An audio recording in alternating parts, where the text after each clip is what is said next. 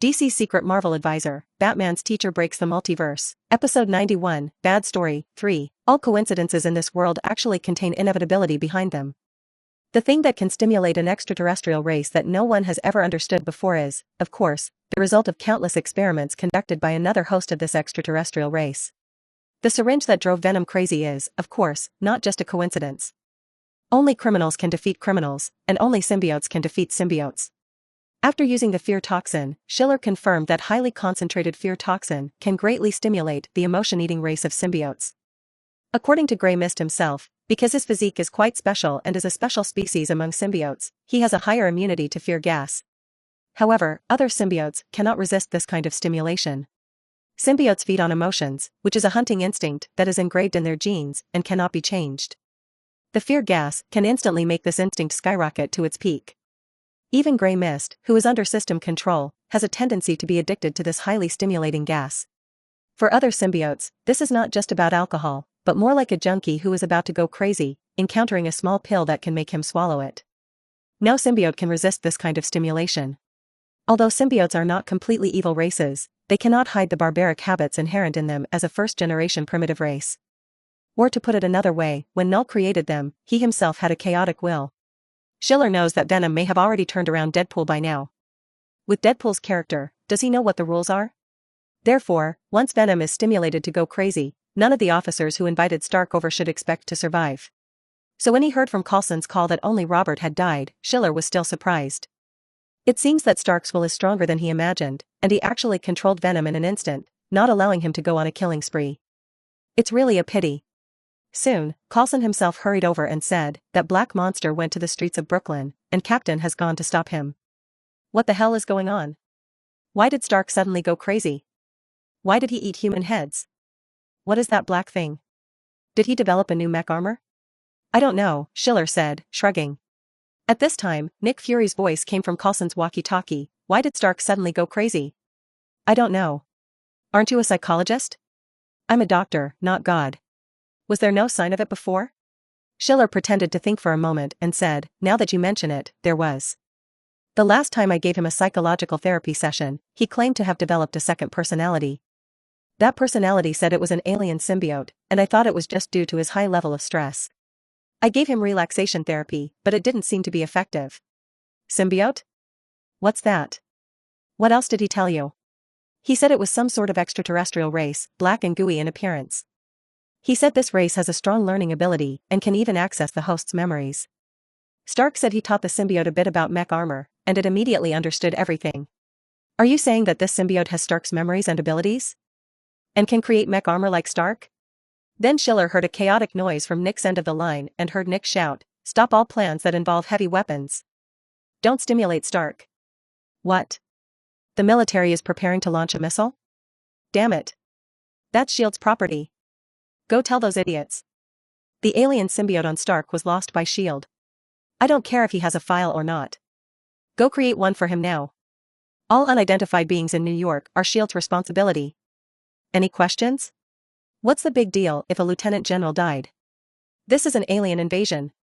Only one lieutenant general died, and I consider him a martyr for his country. I'll pay for his funeral expenses. Quickly make them stop. If Stark is harmed, I'll swallow their entire military budget. XD, after hanging up the phone and walking away, Schiller said to Peter, so that General Robert is dead? How did he die? What happened exactly? And what's wrong with Mr. Stark? It's nothing, but I think you have work to do now. After saying that, Schiller picked up the phone and called Steve. Steve's end was also chaotic, with Captain America shouting, what's going on? Why is Tony Stark Jr. going crazy? He's running around in Brooklyn in that black mech armor. Oh my god, father and son have never given anyone peace of mind. Captain, I remember you said you've always wanted to beat up Tony Stark Jr., but never had the chance. Well, the opportunity has come. What do you mean? In simple terms, the current Stark is not Stark. Stark is now being parasitized by an alien creature that escaped from S.H.I.E.L.D. This alien creature constantly stimulates negative emotions in humans. You know, a few days ago Stark was pushed to a dead end by the military, and this alien creature bit off the head of a general. Stark must be feeling great now, after all, he had a grudge against those people for a long time.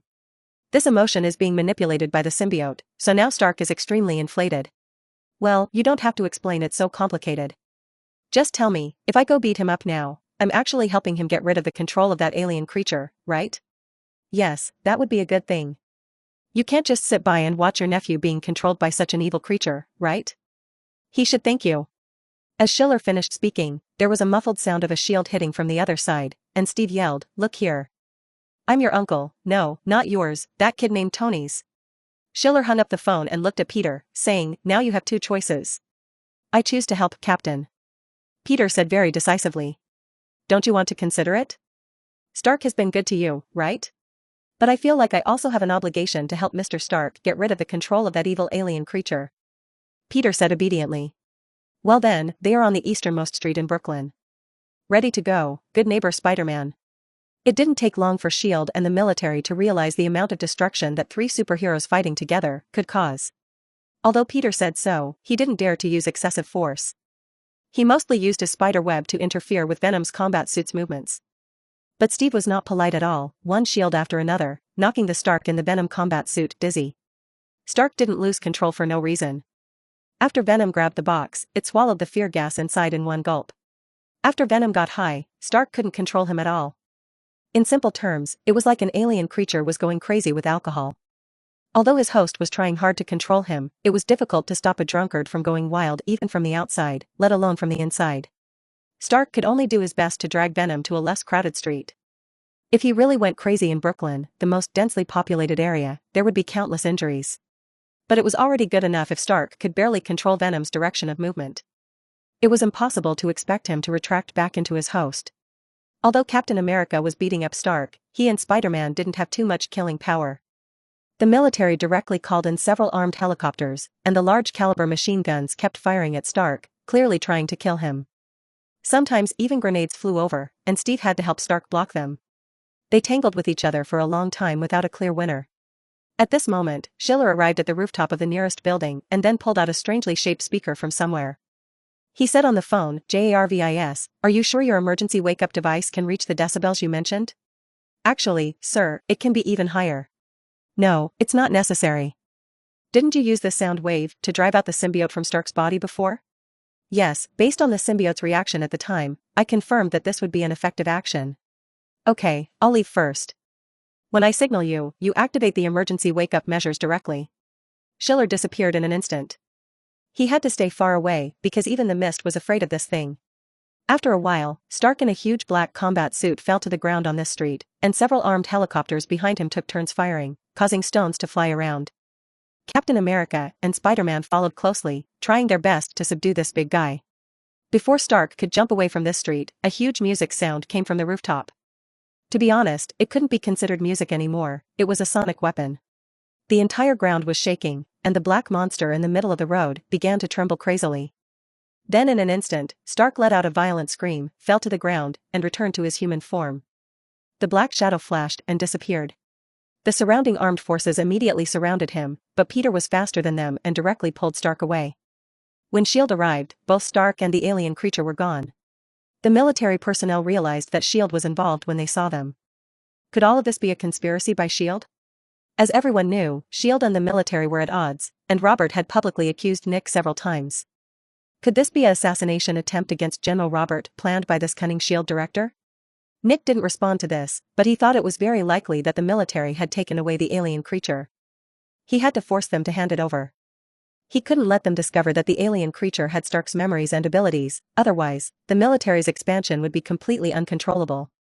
When he heard that this thing was from S.H.I.E.L.D. and had even killed one of their generals, the military naturally wouldn't give it up. They wanted an explanation from S.H.I.E.L.D., but Nick didn't respond at all, to protect the secret of the alien creature. The two sides began to confront each other, and neither was willing to back down. Meanwhile, Schiller was standing in a hospital room at the Presbyterian Hospital, with a tired-looking Strange, with two big dark circles next to him. Schiller said to Dr. Connors, who had just awakened, "Doctor, good news. I'm not dead yet?" "That's good news." "No, there's even better news. You're not dead, but General Robert is." On the other side, Peter brought Stark to the rooftop of Stark Tower. Stark was still a bit confused. After all, Venom was knocked out all of a sudden, and Stark didn't know what had happened. There was a light sound behind him, and Stark saw Schiller appear behind him, holding a glass jar with a black sticky substance inside. So, this is what he looks like. Indeed, a lump of mud, just like you when you're drunk. Stark lit a cigarette and asked, so, what is that syringe? Why did it make him go crazy immediately? You noticed? Of course, if you use your brain, there's no coincidence in this world that the military just happened to develop a medicine that can stimulate an alien creature from who knows which galaxy. That general didn't lie to you. This thing can indeed stimulate the human brain. Then, before he could finish, Schiller shook his head and said, it's unlikely. Odadia's situation is too complicated, and this thing has strong side effects. Your uncle is too old to withstand this kind of stimulation. Stark looked disappointed. But it's not necessarily impossible, another voice spoke up. Dr. Connors walked out from the door of the rooftop and said, I can extract the beneficial part of this peculiar medicine for humans, perhaps turning it into a treatment for neurological diseases. What's going on? Stark asked. Dr. Connors stood in front of him and said, I have to admit, the media's reports about you were wrong. Although you're a jerk, you at least have a sense of justice. I apologize for the damage I caused at Stark Tower. Stark was taken aback, about to ask something, but Schiller said, stop wasting time here, come to my place to talk. You'll find out how fascinating this story is. After the sun gradually set, the lights on the streets of Hell's Kitchen also faded. In the psychological clinic, Dr. Connors and Peter went upstairs to rest, while Stark, who had listened to the story, felt drowsy. So now you know, it was the symbiote that killed, and the victims deserved it. Are you worried that I'll feel guilty and conflicted about it? No, I won't. I only regret not letting the mud chew a few more times. How does it feel to be rid of the mud? Stark fell silent, he slowly closed his eyes. Perhaps geniuses are always lonely, but he didn't want to admit that he had become so pitiful that he longed for the feeling of being understood and accompanied by a creature that he knew was not trustworthy. A fascinating story? Stark muttered softly, no, a terrible story, terrible to the core. He thought that there wasn't even a flawless hero in this non-traditional story, a trouble caused by a pile of mud, involving a group of flawed people. But it was this terrible story that gave him a good night's sleep, something he hadn't had for many days, or even many years. A few days later, in the early morning light, Schiller, who had just woken up, opened the cap of the glass jar and threw in a chocolate ball. The pile of black mud immediately enveloped the chocolate ball, then suddenly froze. Afterwards, the black mud twisted its liquid body and emitted a series of pleasurable brainwaves. On the bedside table, a gold and red candy wrapper shimmered in the glow of the setting sun. Episode 92, Little Spider's Great Wisdom, 1. Hello, Dr. Ensign. This is Dr. Connors.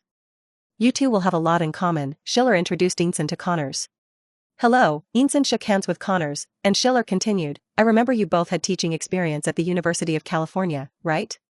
Oh, yes, that's right, Ensign said. I taught physics at the University of California for half a year. That was a few years ago. I did the same, except I was a visiting professor, so my teaching time was shorter. And you know, back then, biology wasn't given much attention. Do you remember those hooligans who caused a big scene at that graduation party? Oh. You mean the Onion Club people? Of course, I remember. Those sheep ran wild in the school for 3 or 4 days. I heard they even kicked Professor Frank's butt. Ha ha ha ha. The group chatted for a while, and Schiller subtly guided the conversation. Soon, Ensign said with some emotion, that was really a close call, wasn't it? They didn't have such advanced methods of handling corpses, and I went into shock. They just casually threw me into the corpse pit. Fortunately, a kind-hearted corpse collector found me and realized I was still alive. He dragged me out, and then Stark sent someone to look for my body, intending to bury me. But then they found out I wasn't dead. Thanks to him, that place was short on medical care and supplies. If Stark hadn't sent someone back to find me, I probably wouldn't have lived for 2 more days. Dr. Connors shook his head and said, why did a good professor like you go there? Afghanistan is just a graveyard. Even if the regular army goes in, they won't get a good outcome. Ensign sighed and said, it was originally classified, but there's nothing to hide now. It's related to a military plan. Connor tightened his fingers and glanced at Schiller. They exchanged a look, and then Schiller coughed and said, it's funny, we've also recently discovered a military plan for human experiments. That's not important, Ensign interrupted. I did everything I could to stop the inhumane things going on there. Otherwise, I wouldn't have been left stranded in that godforsaken place. The group continued chatting, and Schiller gradually learned from Ensign the whole story of how he narrowly survived. Ensign was a physicist who was supposed to conduct a secret experiment in Afghanistan under military escort. But something went wrong in the experiment, and Ensign seemed to have sabotaged it to prevent certain aspects from succeeding. When the military evacuated, he was left behind in Afghanistan and was subsequently captured by the group that tried to capture Iron Man. The group wanted Einstein, a physicist with a PhD, to manufacture weapons for them. This led to the plot of the first Iron Man movie, but in this version, Einstein didn't die and managed to escape. This explained a question that had been on Schiller's mind. According to the original story, Stark was strongly determined to shut down the weapons manufacturing department, but the Stark that Schiller met was easily persuaded to change his mind with only a few words. Schiller knew he was just a psychologist, not God, and wondered how Stark could change his mind so easily. In fact, it was because the death of Dr. Einstein was a key point missing from the stimuli that affected Stark. So even though Stark reflected on the fact that manufacturing weapons could harm more people, he wasn't as paranoid as in the original story. This is what caused Schiller to only need to persuade him a little, and he changed his mind. Otherwise, no matter how much anyone talked, Stark wouldn't have turned around. Schiller briefly introduced Einstein to the recent events surrounding Stark, and Einstein was a little sad but ultimately said, regardless, his uncle who grew up with him didn't die. He's not alone. He still has family, and that's a good thing. People need something to hold on to, or they'll fall into despair and can't turn back. 3 people were chatting in the psychological clinic. They actually had a lot in common, as their education levels were similar and they had many similar experiences. In fact, if you count, all 3 of them were alumni. Dr. Connors had 3 doctor degrees, Einstein and Schiller had 2 each, and they had all taught at many different schools, some of which overlapped. When they talked about these experiences, they always had a lot to talk about. After a while, the door of the clinic gently opened, and Peter walked in with a backpack on his back. As soon as he entered, he was overwhelmed by the aura of the academic geniuses in the room. He said, am I not here at the right time? Then I'll come back later. Before he could slip away, Dr. Connors stood up, grabbed him, and walked over, saying, look at this genius kid, Einstein, this is Peter, still in high school, but he did outstandingly well during his internship in my laboratory, even better than some of the graduate students I've taught. Peter, this is Dr. Einstein. While Peter was greeting, Steve also walked in with a hot dog in his hand. He hadn't met Connors before, so Schiller introduced him, this is Dr. Connors, a doctor in medicine, pharmacology, and biology.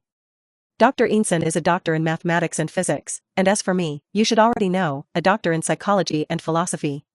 Steve opened his mouth, nudged Peter's arm with his elbow, and said, so now there are a total of 7 doctors in the room, right? We only have 5 people in total. Let's average it out, each of us still has more than one. Steve winked at Peter, and Peter also smiled. He whispered, in the future, I'm also going to get 3 doctor degrees, so the 5 of us will have a total of 10 doctors, averaging 2 per person. I'm also a double doctor now, thank you so much, they said, laughing together. As they sat down, like most of their conversations, the topic eventually turned to the youngest person there, Peter. Einstein asked him, have you thought about your future career path? Which university are you planning to apply to? I haven't really thought about it, Peter said shyly. Although my grades are good, I don't have much confidence in applying to those top universities, considering how many people with good grades there are. Don't worry, we can write you a recommendation letter. But of course, you also have to work hard. Even if you can get into a good university, graduating is still a challenge. You guys are underestimating him, Dr. Connors said. When he interned with me, he showed talent that was definitely among the best. I think he could even go straight to graduate school now. Oh, don't say that. Doctor, I still have a long way to go, Peter protested. Dr. Connors noticed Peter's lack of confidence. He wasn't just being humble, he really didn't believe in himself. He gave Schiller a look, and they went to the rooftop to smoke a cigarette. Schiller said, Peter's family background wasn't good before, and he was also ostracized in school. Even though his grades are good, he has to worry about university tuition fees every day. His uncle is a good man, but not particularly skilled. I know, it's the same old story. I've seen many students like him, and most of them lack confidence. Peter's problem is even more serious. You know he's Spider-Man, and he has put all his expectations of achieving his life's value on his superhero identity. We're trying to correct him and encourage him to embrace his Peter Parker identity, but you know, when you suddenly have such strong power and can use it to help others, of course he's going to do that. Schiller said, you can't tell people in this age group too many big truths, or try to use professional knowledge to make them understand the balance between 2 identities. Their self-control isn't that strong. Whichever identity gives them a greater sense of achievement, they will rely more on that identity. It's such a shame.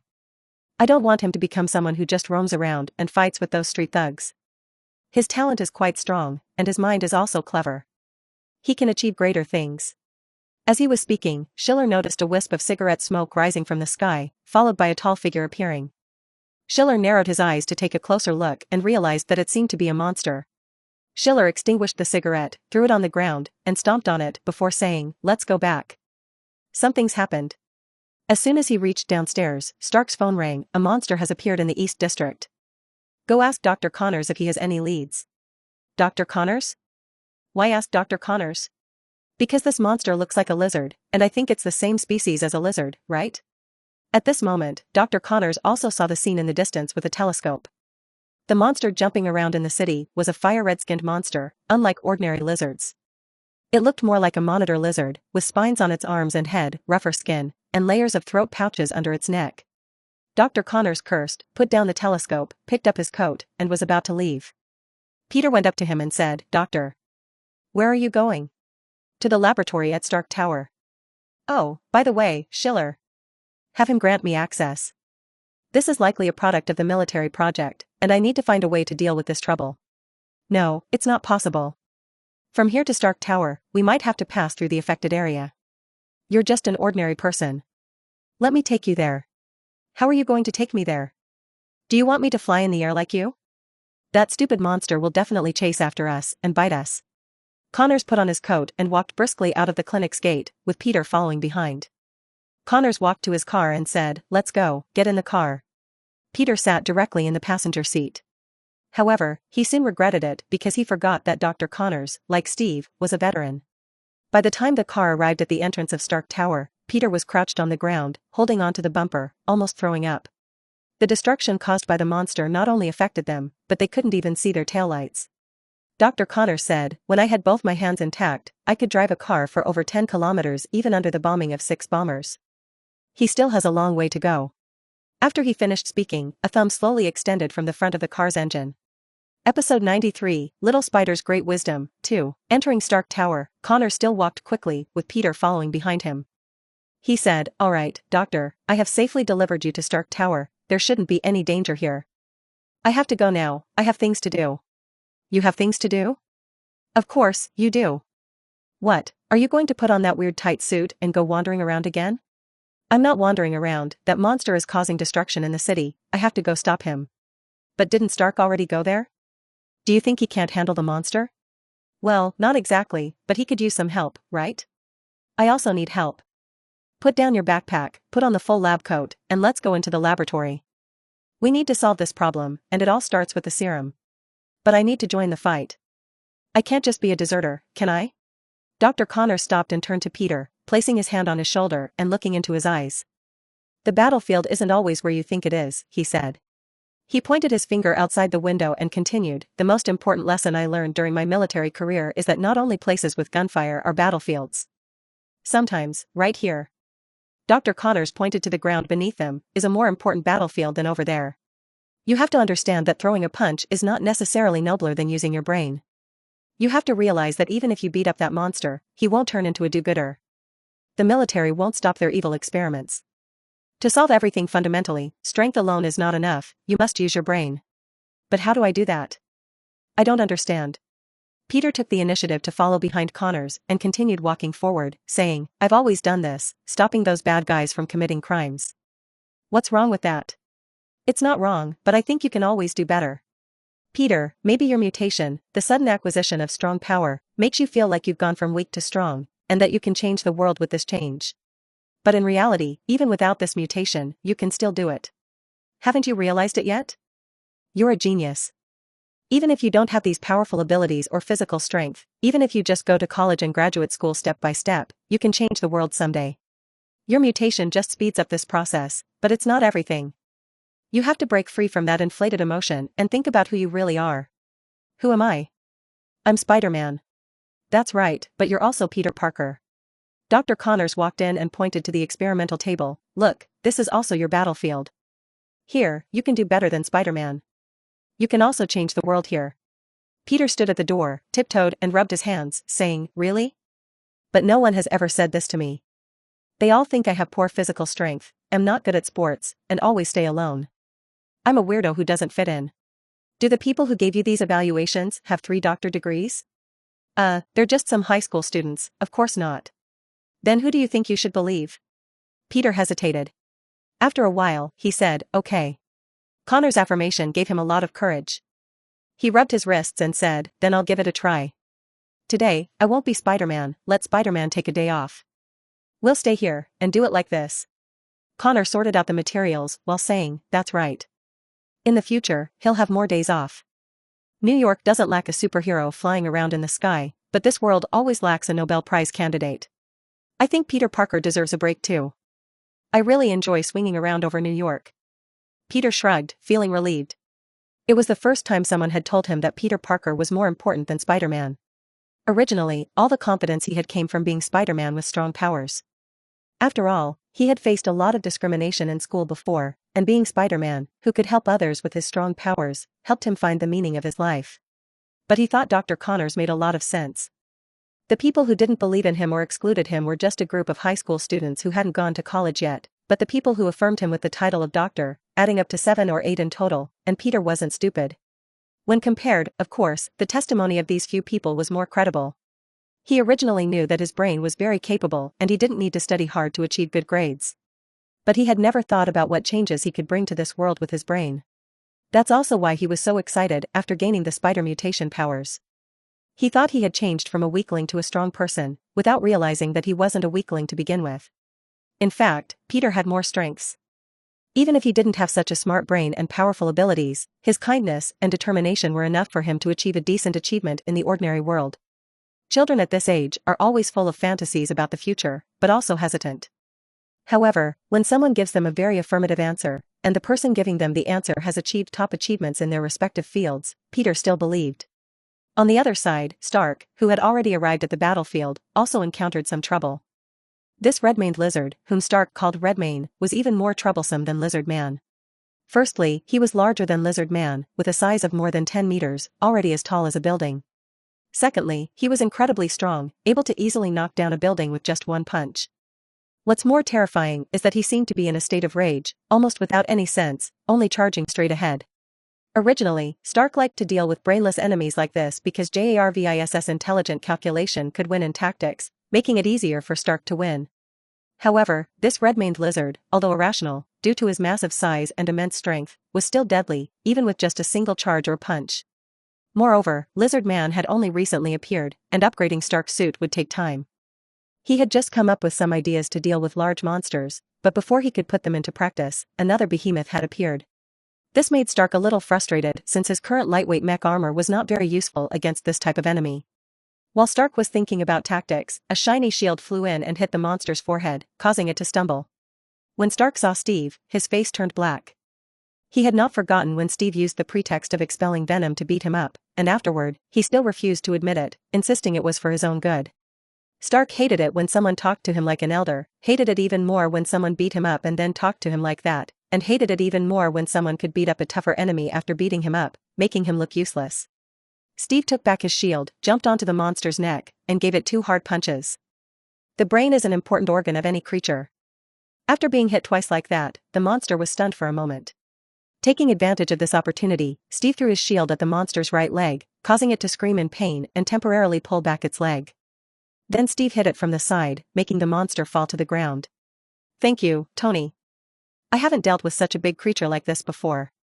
You've given me a lot of experience, said Steve. Jarvis in Stark's mech armor said, I have detected an increased heart rate and high blood pressure. Please calm down and take deep breaths. Stark said, activate the high plan, now. Immediately. Are you sure you want to remove all safety locks and? Jarvis asked. I'm sure. Activate it now. In the midst of the fight, Steve looked up and saw Stark raising his arm in the air. He waved his hand, and suddenly, countless sonic booms could be heard. Dozens, even hundreds, of mech armors appeared in the sky and descended onto the battlefield. Get out of the way, old-timer, said Stark.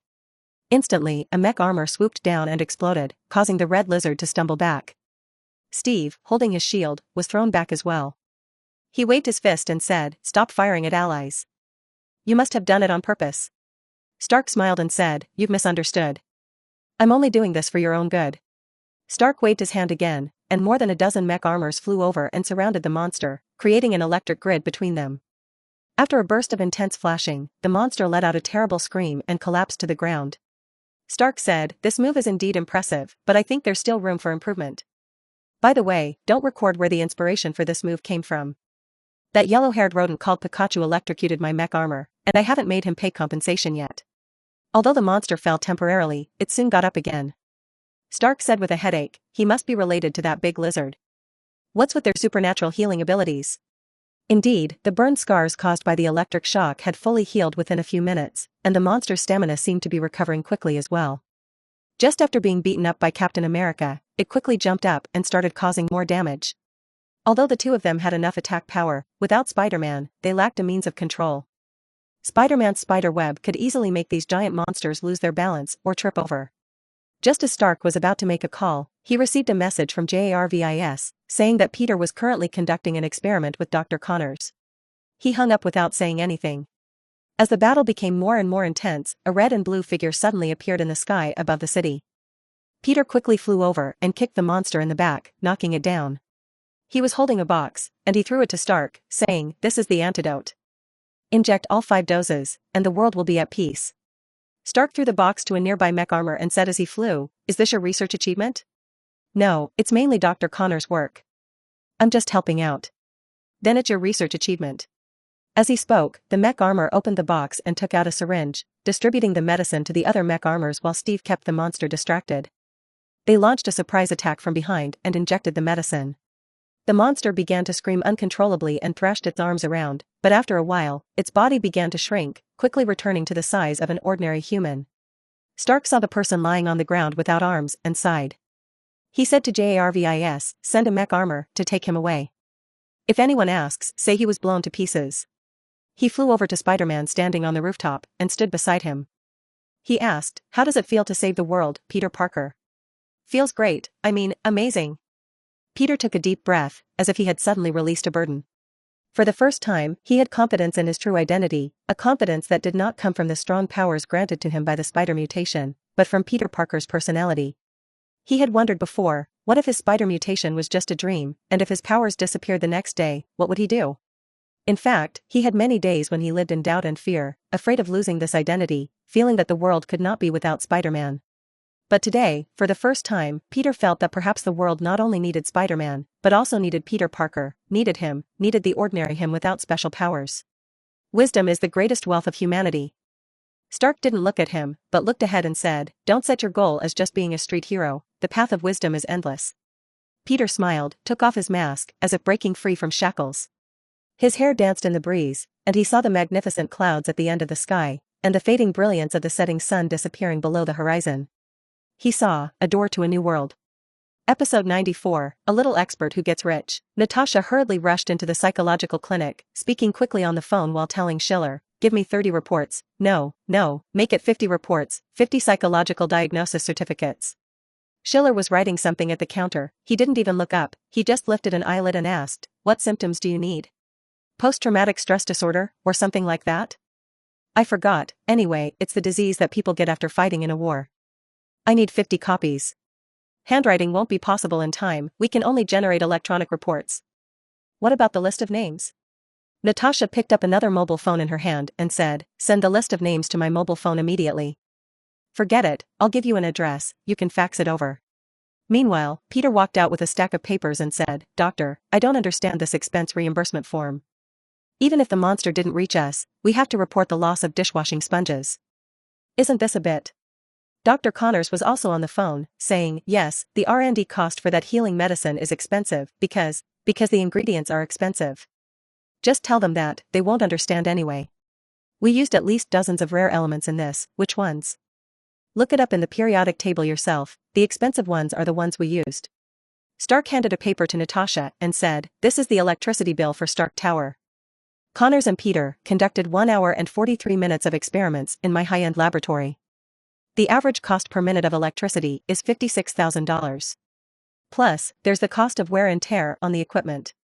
Oh, and because Peter used too much force, he also destroyed a piece of equipment worth over $1 million, which is included in the loss." Natasha took the paper and didn't even look at it. She picked up another phone and said, "Can you give me the casualty count? How many do you think is appropriate?" We have 32 field agents currently stationed in New York. Why don't we just let them all die and compensate their families with $500,000 each? What? You want to be bolder? How many agents are there on the entire East Coast? Nationwide? Isn't this a bit too much? Letting a single monster kill all of our agents across the country would make us look useless, wouldn't it? Afterwards, she hung up the phone and asked Peter, "Do you still have any of that medicine left? We have 2 more doses, but if you need more, we can make some more." Nick wants more. Military has created such a dangerous monster, so it's reasonable for them to buy more of this medicine as a preventive measure, right? How much does he want? Dr. Connors asked. Natasha talked on the phone again and said, 200, can you provide that? Peter sprayed water out of his mouth and said that serum was made from lizard serum. There were only 7 in total, and Dr. Connors worked on them for months. Nick will sell them one for $3 million, Natasha said. Dr. Connors immediately put on his coat and said, let's go, Peter. XD, then he turned to Natasha and said, wait for us, we'll deliver the 200 medicines to you in no more than 2 days. When Peter was pulled away, Schiller took the expense reimbursement form from his hand and said, Peter is still too naive. For dishwashing sponges? How long can that last? Let's get 4,000 of them first. Pikachu jumped onto the table and said, add 2 cans of peanut butter for me. Oh no, it's 2,000 cans of peanut butter. That monster is too scary. I suffered heavy losses on my peanut butter. Schiller wrote and drew on the form and said, okay, that's about it. By the way, you said I could get a few points, right? You get 20% of each report, and you get 30% of this expense reimbursement application. Hold on, is 50 reports enough? I think the battle was really intense this time, and SHIELD agents risked their lives. There should be many after effects. Let's start with 300, all handwritten and signed, and give me an extra 10%. How about that? Steve stood in the center of the room, hugging his arms, and said, I know the world has changed, I know I'm old, but it hasn't changed that much, has it? We didn't take down that monster in just a few moves? Did it really smash the entire back kitchen of the New York restaurant with $4,000 dishwashing sponges? Hearing Natasha throw around such exaggerated numbers for the damages, Steve said, I know Nick was trying to secure more funding, but the military isn't foolish. Can't they see how much we lost? That's not important, Captain, Natasha waved her hand and said, we are the victims. Whatever we say we lost, that's how much we lost. Before Steve could respond, Coulson burst in, holding a pen and paper, and pulled Steve onto the sofa, starting to interview him. What's this for? Why are you interviewing me? So you won't have to write a mission report, Captain. Well, all right. How was the process of defeating this monster? Was it smooth? There were some hiccups, but overall it went smoothly. Can you elaborate on the parts with hiccups? The power of this monster is quite strong. At the beginning of the battle, SHIELD's attack didn't have much effect, so I immediately changed tactics. Coulson wrote on the paper, Red Lizard is extremely strong, far beyond Captain America's estimation. His SHIELD strikes had no effect on the monster, and the early battle was extremely difficult, almost a life-or-death situation. Of course, it got better later on. Although he is strong, he doesn't have much brainpower and appears very impulsive. Such an opponent is relatively easy to deal with. Coulson wrote again, Red Lizard is incredibly aggressive, and his angry power makes him even stronger. Captain was almost forced to retreat, and the monster always had the upper hand. Of course, I have to admit that Tony Stark Jr.'s mech armor explosion played a role. Coulson continued to write quickly, Iron Man used his expensive mech armor for a glorious, irretrievable self-destruct. This finally made the monster take 2 steps back. According to Captain America, at least 20 waves of explosions occurred, with 5 mech armors surrounding and exploding in each wave, before that monster finally fell down. After Steve finished speaking, he stared at Coulson and said, Can I see it? Coulson quickly put away the notebook and then stood up and shook Steve's hand sincerely. Captain, you are a hero of the battle. Always have been. On the other side, Schiller hung up the phone and said, Thank me. The Presbyterian Hospital has a spot. Who do you want to stay there? Who do you think is most likely to get hurt? Then it's Stark. After all, he controlled the mech armor and self-destructed it. It's normal for him to be hit by shrapnel. I'll call the hospital director later to organize an expert consultation. I'll send the expense reimbursement form over later. As for hospitalization expenses, Natasha said, as usual, the highest level hospital room and nursing care. By the way, do you know any good doctors who can accompany him throughout the process? We'll pay him an hourly consultation fee. It's fortunate that I know a pretty good neurosurgeon. However, he has only one flaw, and that is his fees are quite expensive. Oh, wait, that should be considered an advantage now. XD, in the evening, Coulson came in with Natasha and two other agents following him, carrying a stack of reports. Schiller rubbed his hands and said, "Let me see. This should be our achievements today, right? How is it going with Director Nick?" Director Nick scolded everyone present, and the generals couldn't even find a chance to interject. He scolded the military from top to bottom, from their unauthorized use of military funds to develop dangerous biological weapons, to their disregard of security protocols and their private expansion of weapons depots. He scolded for at least 6 hours, and not a single sentence was repeated. The walls of the congressional chamber almost engraved his voice. Did the military argue back? Natasha placed one hand on the documents and the other on her hip, saying, "Why do you think Nick doesn't get along with General Robert?" It's because usually only General Robert could outtalk him, but now that he's dead, the rest of those military academy graduates are just wooden dummies who can only take the blame. Coulson shook his head and said, "The military has lost a lot of people this time. That monster they created caused such a big commotion, and Congress cannot just sit idly by." The director took this opportunity to take another bite out of them. That lost alien creature also gave him a good excuse. Nick insists that the military stole the experimental subject from S.H.I.E.L.D., but the congressmen are also suspicious about it. After all, S.H.I.E.L.D. stuff just went missing, and then the military created a monster. These two things seem to be related in some way. But won't they question S.H.I.E.L.D.'s security measures? Schiller asked. Security measures? When did S.H.I.E.L.D. ever have those things? Coulson responded. That's just an excuse, right? Schiller asked again. Actually, that symbiote wasn't the one that escaped from you guys. Wait, was it? Natasha shrugged and said, "No one knows for sure. All the personnel from the Hazardous Operations Unit sacrificed themselves collectively last December, and then again in March when we had budget shortages." Okay, Schiller thought. Where Venom came from doesn't really matter anymore. He's more interested in what Venom will become now that he has had Stark as a host. After a while, Nick's voice sounded again on the intercom. "No, the accounts still aren't balanced. You guys need to come up with a solution and get more funds." Natasha and Coulson complained together, saying they had already thought of every possible solution, even coming up with ridiculous reasons like preventing a rat plague after a few rats died on the streets.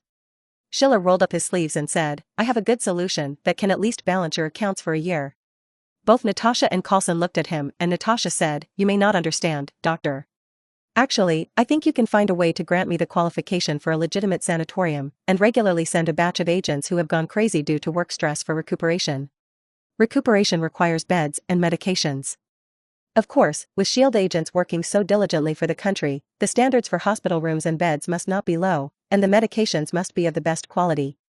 Psychiatric sanatoriums are different from ordinary hospitals. Our aim is to provide patients with a relaxed and peaceful environment. At the very least, there must be a spa, a gym, a yoga and meditation lounge. Of course, these are just the basics. To achieve better treatment results, we also need a horse stable, a ranch, a golf course. Of course, having these facilities is not enough. Many sports must be conducted under the guidance of professionals, such as yoga masters from India, meditation masters from the Himalayas, world equestrian champions, zoologists, naturalists, race car drivers, and so on. I know, this may cost a lot, but the agents have shed blood and sweat for the country, and they deserve it. Of course, the location cannot be too far. I think the New York City area would be good. Although it is indeed expensive to have such a large piece of land, convenience is the advantage. Of course, considering that New York is not very peaceful, the building standards should also be based on earthquake resistance of level 10 or above. The architecture cannot be designed by ordinary people, it must be done by world-class architectural masters, and the construction team must not be sloppy. The largest construction company in the United States, what was it called again? I think their construction quality should be good. The ribbon-cutting ceremony after completion is also indispensable. If some old gentleman on Capitol Hill is willing to loosen his grip, we can also invite the media to let him show his face. We are very happy to accept visits and speeches from all parties here. You know, everyone here is a genuine warrior who has dedicated themselves to the country, so if you want to gain their support, you can't skimp on donations, right? Of course, if someone donates a lot, we can also give them an honorary position as the dean. You know, I don't mind. After Schiller finished speaking, Coulson's walkie-talkie on his waist suddenly blared with Nick Fury's shout, "Coulson! Have him appear in my office within 10 minutes. Immediately. Right now." XD, Episode 95, Growing Pains, 1, I swear, I just pushed him a bit. I didn't mean. Well, I was angry at the time, that bastard dared to insult Gwen. Peter complained while carrying his backpack and walking. Stark patted his back and said, "It's okay, even if you beat him up, it's nothing. If someone harasses your girlfriend and you only give him a punch, it's already light." "I didn't give him a punch." Peter was very helpless. Okay, I know. Let's go. I invited an Italian chef. We'll have pizza tonight, Stark said happily. The incident started this morning. Peter came to school happily this morning, waiting for Gwen at the school gate. The two of them walked and talked until they reached the classroom door, where they said goodbye reluctantly while holding hands. American public high schools don't care about dating, as long as you don't go too far, teachers don't mind. Therefore, Peter and Gwen said goodbye at the classroom door while holding hands. At this time, a football player from the next class walked over and not only taunted Peter but also insulted Gwen with very harsh words. Peter was very angry. The football player came over and made a vulgar gesture, and Peter pushed him in anger. Of course, the result was that the football player was almost embedded in the wall.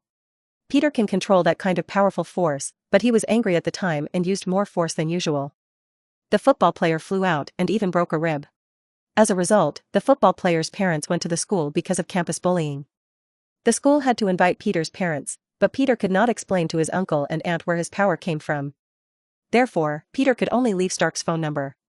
The teacher naturally made a phone call to the headquarters of Stark Tower. Jarvis answered the phone and even transferred it to Stark. Stark drove a cool sports car to the school.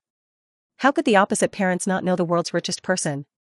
They immediately stated that it was a misunderstanding. Stark also encouraged Peter, saying he should give that bastard a punch. Gwen was also comforting him, saying that the jerk deserved it, but Peter was still upset. As a good student, he had never been called to see a parent from kindergarten to high school. Yet Stark was boasting about it everywhere. Within 2 days, the news that Peter had to call Stark to school because of his trouble had spread throughout the entire superhero community. Children of this age group don't like being treated like children, but now Peter was the one being teased by everyone in turn, making him very depressed. XD, in the Shield cafeteria, Steve said, "Actually, you can also keep my phone number. At least I look more energetic than that jerk who stays up all night and drinks."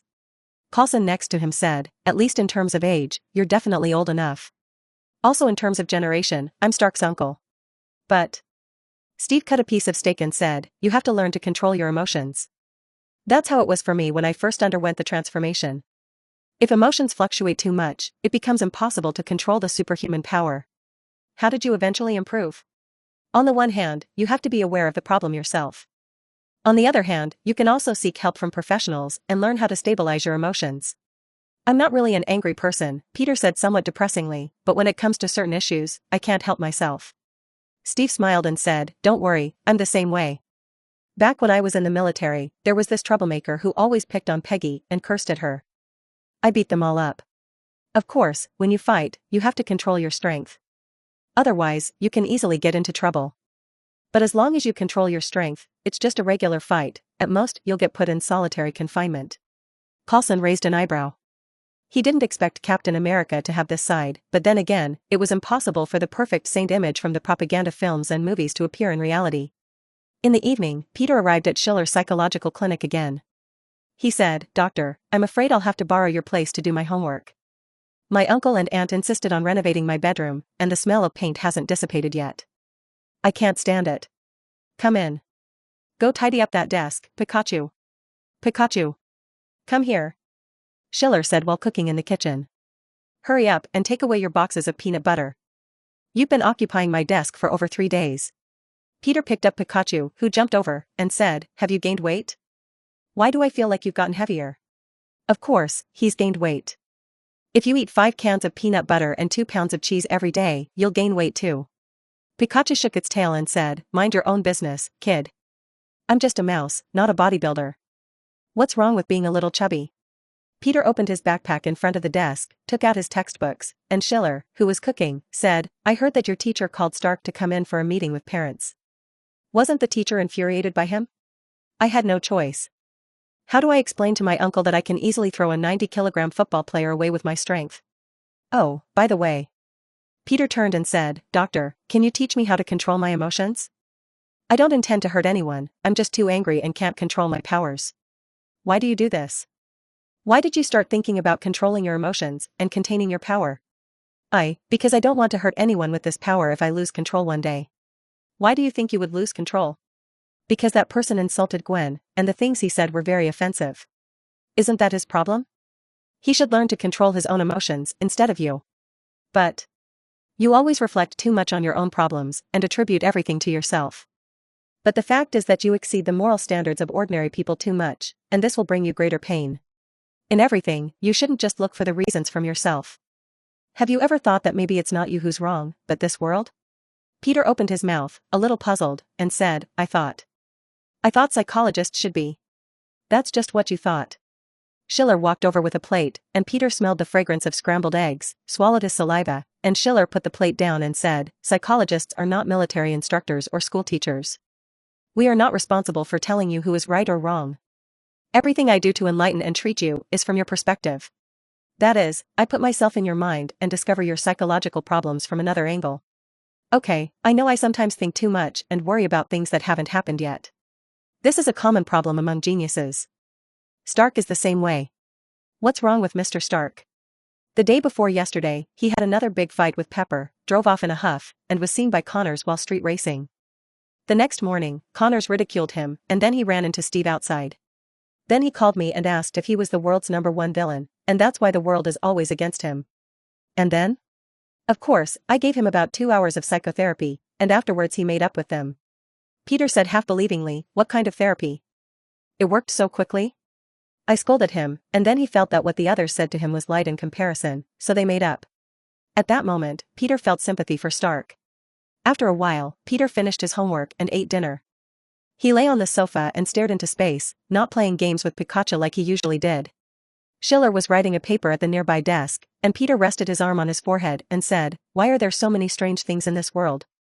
Why do troubles always come one after another? Why do people have so many worries? Because as your life gets better, the trivial troubles become more noticeable. Why don't you think about how your life was before, when you didn't have as many problems? If you had faced this kind of trouble back then, would you care about it? Peter thought about it. When his uncle and aunt got bad medical results and they didn't have money, Peter couldn't find a way out. If he had a dispute with a classmate in school at that time, he might have forgotten about it quickly because he had bigger problems to deal with. Compared to the pressure of survival, a little argument was nothing. If it were in the past, he wouldn't have had so much free time to lie here and complain. He would probably still be running errands for others to earn money. Peter said, Sometimes I can't wait to grow up quickly, go to college, buy my own house, make it bigger for uncle and aunt to live in, find a decent job, and get engaged to Gwen. Aren't adults supposed to be like this? But sometimes, I wish this year never ends, so I can forever be a high school student, just need to go to school, do homework, and sleep until dawn. Schiller just listened quietly, the faint sound of his typing echoing in the dim room. Sometimes I dream of many stars, woven into a web, and dream of becoming a giant spider. Maybe being a spider is not bad, right? And sometimes, I dream of losing Uncle Ben and Aunt May, and Gwen is gone too. The whole world is just me alone. They say dreams reflect a person's inner nature, do you think so, doctor? I crave freedom, but I'm afraid of losing. I want to be a hero, but I don't even know what a hero is like. Peter didn't wait for an answer, he fell asleep. The night sky outside the window was full of stars, and the computer screen in the room was still on, but Schiller had already left. Pikachu held a pillow and stuffed it under Peter's head, then threw a blanket on him, muttering to himself, humans have so many troubles. Among all the people coming and going every day, there isn't one without worries.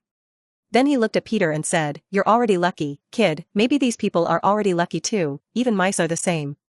When does growing up not come with troubles? Episode 96, Growing Pains, 2. Schiller stood next to the hospital bed, where a patient without arms lay unconscious. Dr. Connors adjusted the equipment and said, The medicine that the military injected into them is not perfect and could potentially harm their nervous system. He sighed and said, It's uncertain whether he will wake up. Was he your former comrade? Asked Schiller.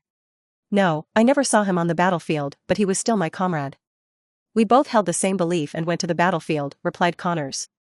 Stark stood silently on the other side of the bed. He was sensitive to the emotions of others, but he felt that Connors was calm as the sea before a storm. Stark wondered if he would resort to any means necessary to get revenge on those who caused him pain and anger if he were in the patient's shoes. Stark never imagined that he would one day stand in his opponent's position and think from their perspective. This perspective shocked him because he realized that the so-called bad guys he once thought of could not do any better than him if they were in his shoes. This was something that Stark never anticipated. He always thought that he was invincible, but he now realized that his arrogance was perhaps built on a vacuum created by others. During this time, he experienced firsthand the difficulties of dealing with everything on his own without Pepper's care or Obadiah's protection. On the one hand, he struggled to take care of himself, and on the other hand, he had to navigate through various forces, learning the deceitful methods that he once despised and using them even though he didn't want to. It wasn't until this moment that Stark realized that he had been living in a cradle. Even though he had lived for so many years, he had only just recently stepped out of the crib and taken his first steps into the real world. Schiller asked, "What do you plan to do?" Although Robert is dead, not all of the military officers of the Tartu faction have disappeared. They have always believed in their super soldier theory, and once they discover that the desperate plan's information has leaked, they will do everything in their power to eradicate it. After all, if the information you possess is exposed, it could shake the prestige of the entire military system. Even if they are not officers of the Tartu faction, they will not allow such a thing to happen. "I've been ready for a long time," Connor said. "I've been ready to be silent. What do you think I'll do? Avoid the military and try to get this information out there?" Connor shook his head. "I've known for a long time that it's useless. These people always find a way to make ordinary people believe what they should believe and erase everything they shouldn't believe. Even if I can make some people believe it's true, people are forgetful. Like what we've experienced before. When we went to the battlefield, everyone applauded and called us heroes.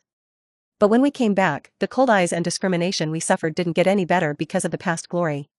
We disappeared from this society for a short time, and they forgot about us. Forgetting is a terrible thing. It can turn white into black and erase all the heavy sins of the past. I will continue to wait. I have waited for a long time and I am not afraid to wait longer. When it's impossible for them to erase my name from history, then I will reveal everything."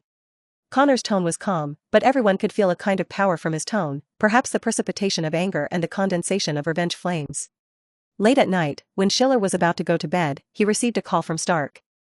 Stark said, "I want to make an appointment for 2 hours of psychological therapy now. Are you trying to make me scold you again?" "I'm serious, I'll pay for the therapy fee. You also have to pay for the last one." Stark was a bit speechless. He stomped his foot and said, "I'm on your rooftop right now. If you don't come up, I'll have JARVIS activate emergency wake-up measures." After a while, Schiller stood at the edge of the rooftop, and Stark was standing next to him in his mech armor. Schiller asked, "Has anyone ever told you that whenever you come out in the middle of the night wearing mech armor, it's like writing the words 'I'm an unwanted stray dog' on your face?" I'll say it again, I spend money on therapy, not on being scolded. Then I'll say it again, other people don't get scolded because they don't demand 2 hours of therapy from a psychologist at 2 a.m. I'll pay you overtime, whatever amount you want. It seems like you can only use this mech armor and the fact that you're rich to cover up the fact that you're actually feeling very insecure right now." Stark fell silent. "Every time you come to see me in your mech armor, it's like you're telling me that you're in a difficult situation. No wonder you keep raising your prices." Stark hesitated for a moment, but then opened his face mask and said, "Do you think I should do something? I mean, about what's happening with Connors. I don't like the military's plan, and as a hero of justice, shouldn't I teach those inhumane demons a lesson? If you want to help Connors, just say so. I'm not trying to help him. How could I want to help that big lizard that messed up my building? I just want to uphold justice. I think anyone who sees that plan would want to do the same, right? You can admit it, Connor's actions have shocked you quite a bit. Haven't you ever thought about how one person can keep waiting in this darkness, waiting for a day of light that may or may not come? You see, his way of upholding justice seems different from yours. In this world, it's not about putting on an iron suit and boldly attacking criminals to uphold justice. You're actually struggling with this. Okay, I admit." Stark sighed softly, closed his eyes, and said, "I don't dare to imagine what kind of belief he holds to keep burying himself in researching those medicines. When he's alone in the laboratory, doesn't he feel hopeless? Doesn't he feel helpless? When I face those pressures, even with a genius brain and the entire Stark Industries, the world's largest wealth, I still feel, it's really hard to endure. No one accompanies you, fighting alone, not knowing when it will end." Stark's Adam's apple moved, and he said, "From the time Connors learned about this plan to when he developed the lizard serum, it would take at least a few years, right? Did he just live like this all the time? Hasn't he gone crazy living in this environment?" Stark had experienced this despair. When Obadiah was in a coma and Pepper was busy trying to save the company, Stark spent those nights and days alone in the laboratory, where loneliness was like a black tide pouring out from the abyss. Stark could only rely on alcohol to numb himself, so as not to think about when his lonely boat would finally reach the shore. But he knew that Dr. Connors had been drifting like this for several years. Compared to Stark, who still had some hope, Dr. Connors didn't even have a boat. He was holding onto a rotting plank and drifting in the stormy sea for countless days and nights. He knew that this vast ocean may not have a shore, but he still refused to give up.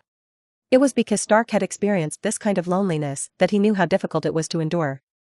He also realized that no matter how high his intelligence was, he couldn't brew a cure for this kind of suffering. He didn't have any sense of superiority to despise people who struggled in this kind of suffering. I think you always call yourself Peter's elder, which is true in terms of age, but perhaps not in some ways. What does that mean? I am his elder, and I went to his school's parent-teacher conference a few days ago. I mean, maybe in some ways, you should also learn from him. Learn from him? That stupid kid? Stark sneered and said, what do I have to learn from him? Learn to be afraid of a smart-mouthed jerk he beat up? If it were me, Stark Dad would definitely show that trash who's boss. The reason I mentioned Peter is because there's another name you'd rather not hear. Stark opened his mouth and said, I'll go ask Peter then. As for your other suggestion, you don't need to give it, or else I'll deduct money. After finishing his words, he closed the faceplate of his armor with a click, and then flew away directly, leaving Schiller shaking his head. He thought that the growth process of these superheroes was like a rich scroll unfolding before his eyes. When he personally participated in this process, he realized that these people were indeed superheroes, but they were also ordinary people.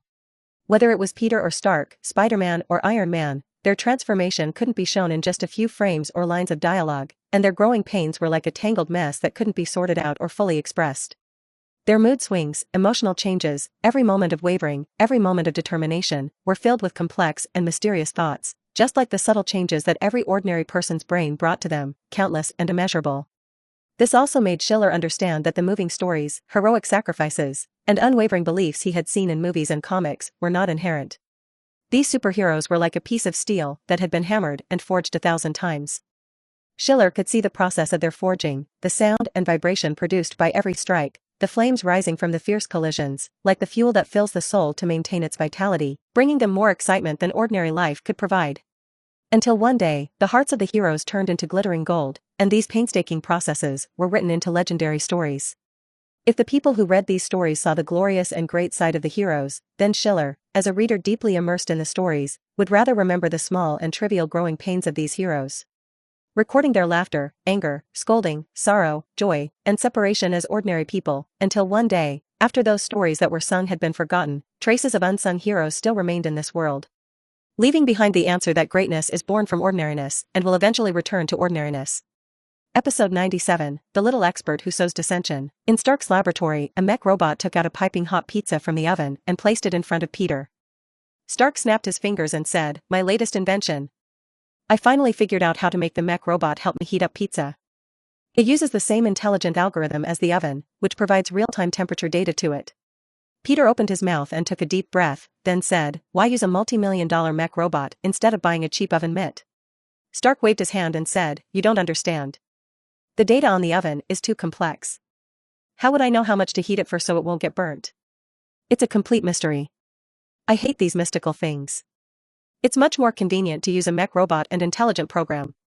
Peter looked at the pizza and thought it was still edible. He reached for it, but ended up burning his hand. He cried out in pain and said, but I still need an oven mitt. This is too hot.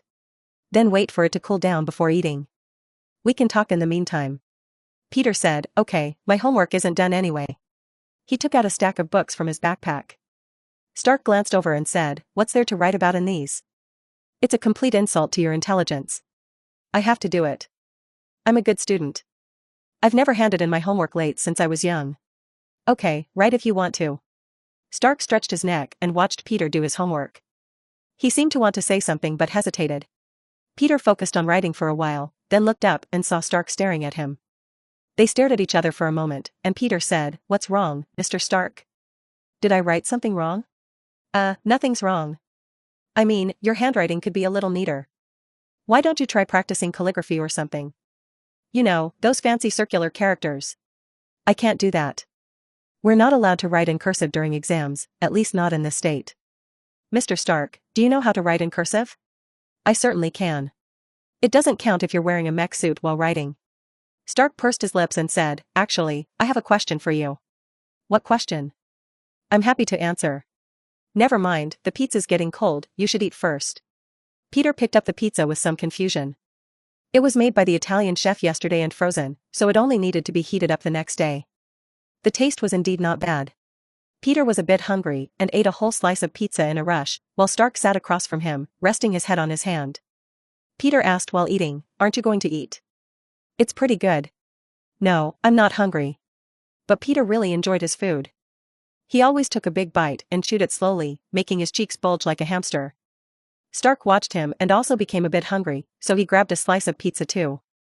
While eating, he asked, if you wanted to help someone, what would you do? Help someone? Then just help them. What's the problem? If there's any difficulty, then solve it first, before helping. But, it's just, there's some hesitation. What hesitation? Peter looked up at Stark with some confusion and saw his expression was a bit conflicted. Peter said, if you want to help, then just help. If you hesitate, it's probably because you don't really want to help. Stark's chewing stopped. Obviously, Peter hit the nail. He said, it's not that I don't want to help, I do want to help him, because, anyway, it's a good thing. He wants to do something good, but if he does it himself, it might take a long, long time. Since it's a good thing, then help him, what's the problem? Can't you do good deeds anymore? But it makes me feel, well, a bit embarrassed, you know. Stark flipped his hand and said, I am Stark after all. I can't just go up to him and say, hey, the great Stark is here to help you, do you want it or not? You'll get beaten up. Peter said, taking another bite of pizza, and asked vaguely, so if you say that, will he be willing? It's because he probably won't, that's why I'm conflicted. He doesn't want your help, but you insist on helping, is that what you mean? I'm not insisting on helping. Stark raised his voice and said, there's no one or nothing in this world that Stark must help. Then don't help, if others don't need your help and you don't have to force yourself to help, just mind your own business. Stark covered his forehead and said, no. I want to help him, but not necessarily, forget it, I knew this wouldn't be useful, Schiller actually sent me to ask you, this stupid kid. That damn vampire doctor of his, just a couple of sentences and he wants to charge me millions of dollars, I should have seen through his true face long ago. Dr. Schiller asked you to ask me? Why? What's so difficult about this question? If you want to help, then help, if you don't want to, then don't. If someone wants you to help, then help, if not, then don't. Never mind, you're just a kid, you don't understand the rules of adults. Oh, I see, actually you want him to beg you for help, right? Nonsense, I don't think like that. Peter spoke while chewing pizza, you want to help him, but you don't want to lower yourself. It's best if he can come to you for help. This way, you can do a good deed without losing face.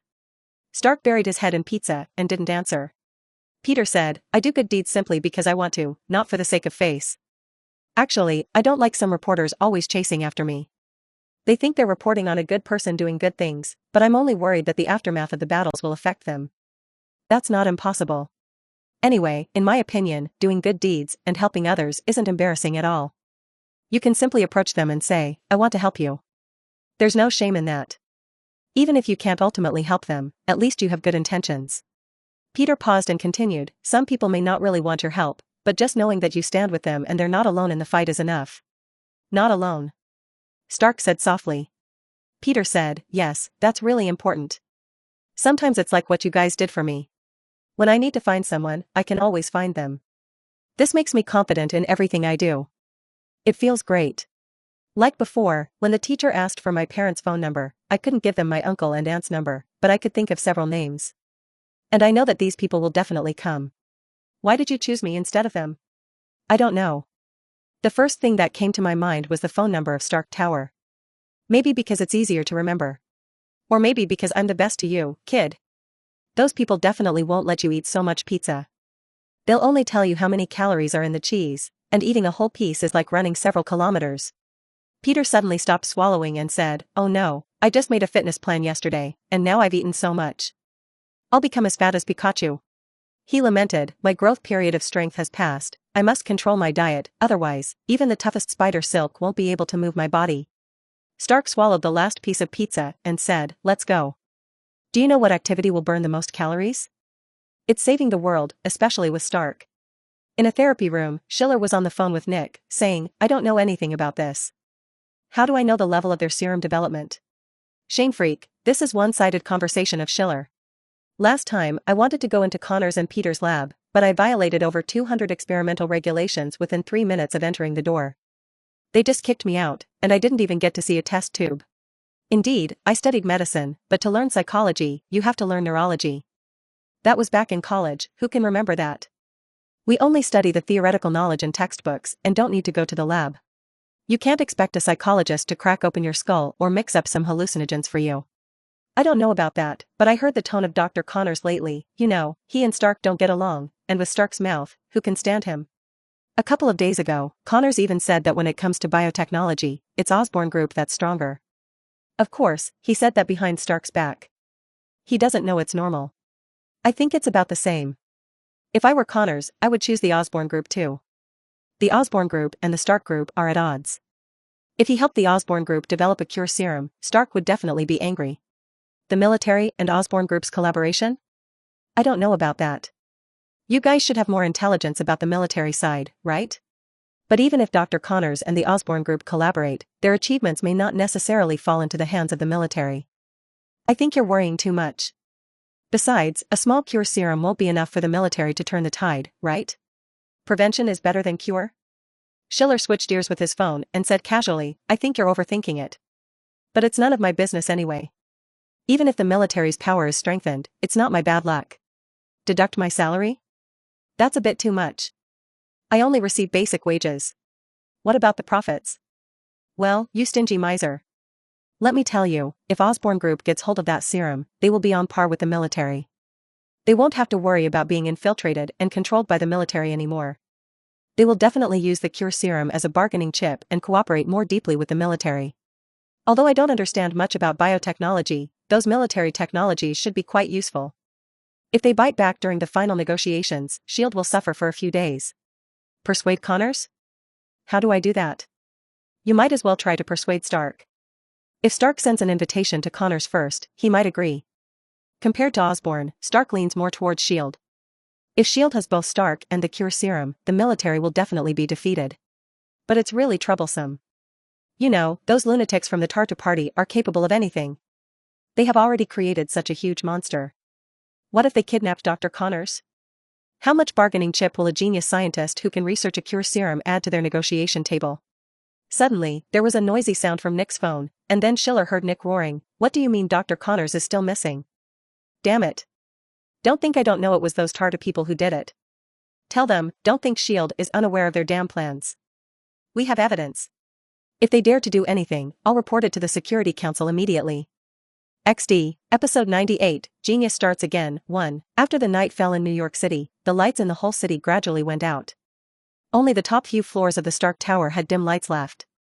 Pepper, who had been busy all day, walked into the elevator.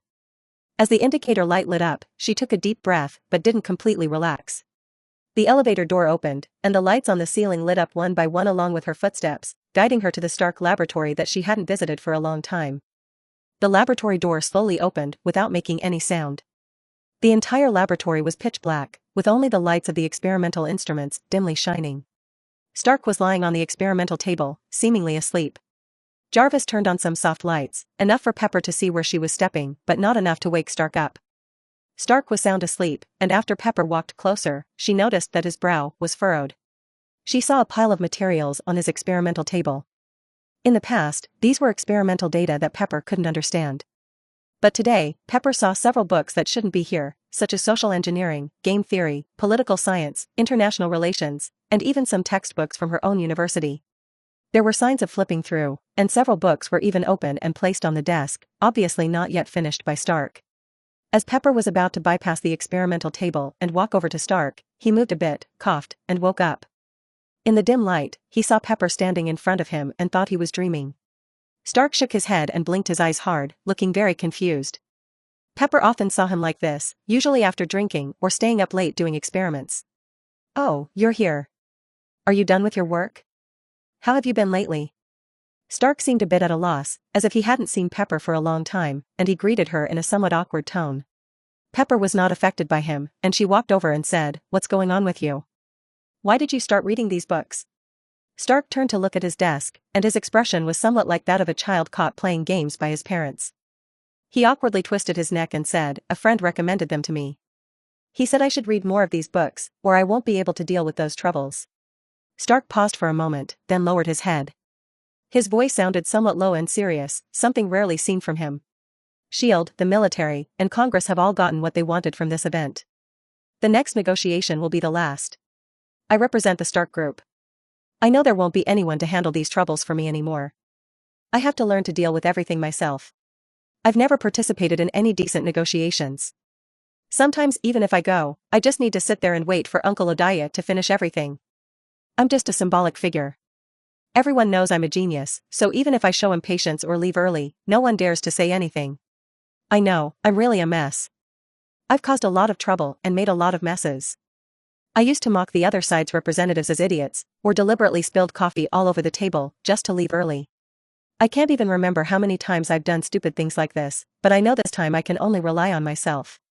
Stark rubbed his eyes, then rubbed his face, with both hands, trying hard to hold back the sad and helpless expression. He said, "No one will do these things for me anymore. No one will solve these problems for me anymore. No one will even look at my inventions or listen to my genius ideas." Pepper had to admit that this was the first time she had seen Stark look so sad. In the past, he would make those sad expressions to be funny or intentionally make people happy. But now, he was really sad. After a moment's pause, Stark clapped his hands and said, "Okay, that's it then. I can handle all of this, right? I am Stark, how can I not do it? How could these things be harder than building armors? Just watch, as long as I finish reading these documents and books, I will be able to defeat them single-handedly in the negotiations after a few days." Pepper felt a pang of sadness. Before this, whenever Stark acted stubborn and didn't want to do something, she would feel a headache, thinking that she was wasting too much time cajoling this big kid, and hoping that Stark would mature quickly. But now, when Stark calmly accepted to do something he didn't want to do, Pepper suddenly wished that he would still be as willful as before. She didn't know what was wrong with herself.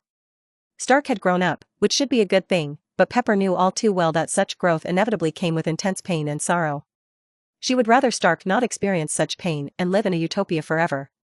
Pepper choked back her tears, about to say something, when her phone in her pocket rang again. Reluctantly, she had to leave to answer the call, unable to chat with Stark, and had to go back to dealing with the seemingly endless work. Stark watched Pepper's departing figure, his pain and helplessness reaching their peak. He propped one hand on the workbench and covered his eyes, never feeling that the night in New York was so long. When he was engrossed in his experiment, the night seemed to pass in the blink of an eye. Before he could finish a small portion of the experiment, the sun had already risen. He used to complain that these pure and joyful times were too short. But tonight's darkness seemed never-ending. It felt like no matter how long he suffered, the sun would never rise. In the dim and dark room, Stark thought to himself that the books were right. Not everything in this world could be overcome by wearing an Iron Man suit and rampaging through. Social humans cannot survive without adhering to social rules. As long as he lived in this society, he had to follow some social rules. Stark used to think that he didn't have to follow any rules, didn't have to think about anything, and could live his life as he pleased every day. But now he realized that someone else paid the price for him to follow those rules. It was only because they paid the price first that Stark could continue to live in this warm shell and not think about anything. Stark actually knew that Pepper worked until late at night every day to deal with those gossip news for him, and Rhodey had to clean up all sorts of messes for him more than once. But ever since the kidnapping case, reality was like a heavy hammer that broke open the shell of this fledgling bird, letting the cold wind of reality blow on his feathers, causing him to fall and roll in the mud, struggling to get up. After the warm wings that he was so attached to left him, he had to face everything that was left by himself. This nest was perched on a cliff, and the cold wind was howling, but Stark had to learn to fly by himself.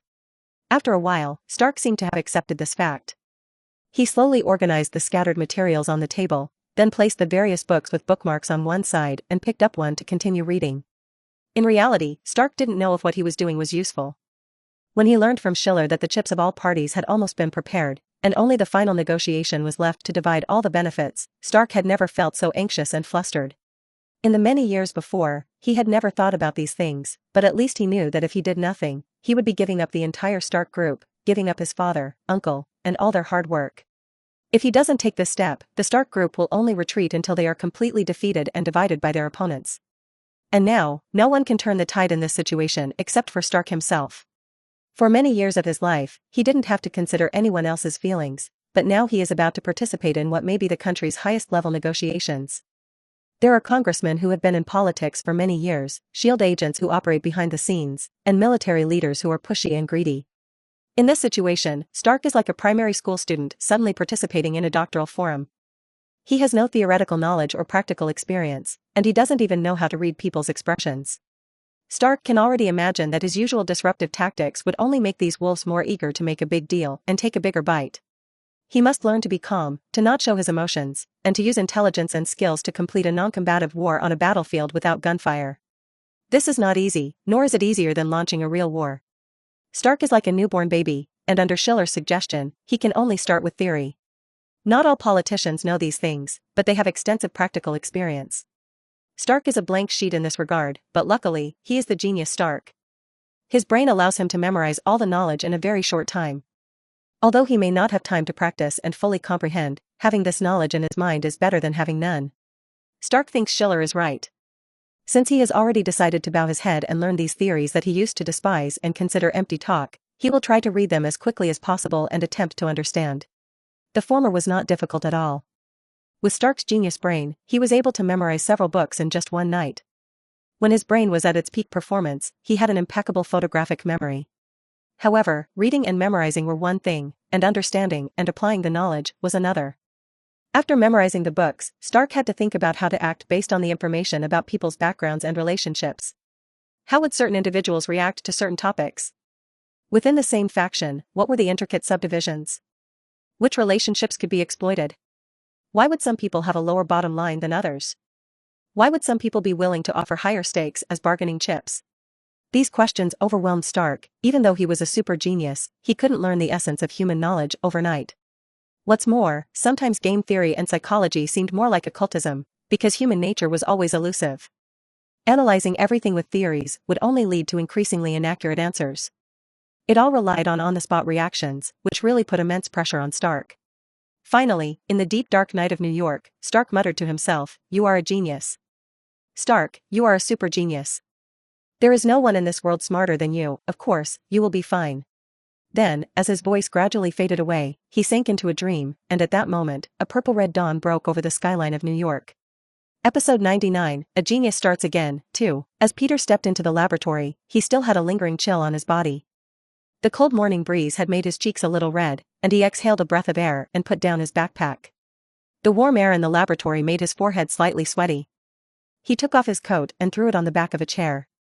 Stark woke up a little confused, and Peter said, "I heard from Dr. Schiller that you're troubled about something. Today happens to be a school holiday, and I'm not interested in those football games. I think we can solve these troubles together, but first." He took out a bag from his backpack, struggling to hold it because it was still hot, and said, "I brought the best pancakes from near the school. Luckily, I rode fast enough so they haven't cooled yet." Then he turned and looked at the coffee machine in the corner. He put the pancake bag aside and ran to the coffee machine, saying as he fiddled with it, "Let's have a cup of coffee. Dr. Schiller's espresso is just too bitter. I really can't drink it. Let me see, I want a double milk double sugar latte." "What do you want, Mr. Stark?" Stark sat by the window, propping his head with his hand, still feeling a bit dizzy. Peter, bustling with the energy and vitality unique to his age, was like the bustling early mornings of New York. Although he seemed too lively and a little funny, it was this vitality that made Stark's frozen heart beat again at night. Peter held 2 cups of coffee on a tray in one hand and carried the bag of pancakes in the other, then put everything on the table. Peter opened the package of pancakes and squeezed the accompanying sauce on top before handing it to Stark. Stark actually didn't like accepting things, but he still took it and took a bite. In fact, Peter and Stark's tastes were not the same. Peter liked to eat things with heavy seasoning and various sauces, but Stark's taste was light. He took a bite of the pancake, but the somewhat overpowering taste of the sauce covered the scent of the cake itself. In Stark's opinion, it wasn't very tasty. But fortunately, as Peter said, the pancakes had just come out of the oven in the morning, and Peter was fast enough to cross half of New York with it, and they still hadn't cooled down.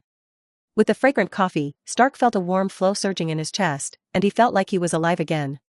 Throughout the whole night, Stark hadn't felt like crying, or rather, that emotion had been accumulating in his heart, unable to rush to his eyes. But it was this ordinary breakfast that gave Stark a feeling of salvation. He had never thought that he would be moved to tears by a $2 pancake. On the other side, Peter didn't look too good while eating. He had squeezed too much sauce, and a lot of it was stuck in the corners of his mouth. As usual, he took a big bite and chewed it incessantly in his mouth. The steaming breakfast made him sweat even more, and he tugged at his collar. His clothes became somewhat disheveled. This image and this breakfast were out of place with the environment of Stark Tower. Everywhere there were cold-colored metals, all sorts of high-end experimental instruments, and regularly flickering lights. It was like a colorful paintbrush had been forcefully brushed onto a cold and orderly mechanical component. But Peter wasn't affected at all. He quickly finished a pancake, then chugged down a large cup of coffee, and finally slumped back in his chair with a satisfied sigh. Peter wiped his mouth and said, "It's so good.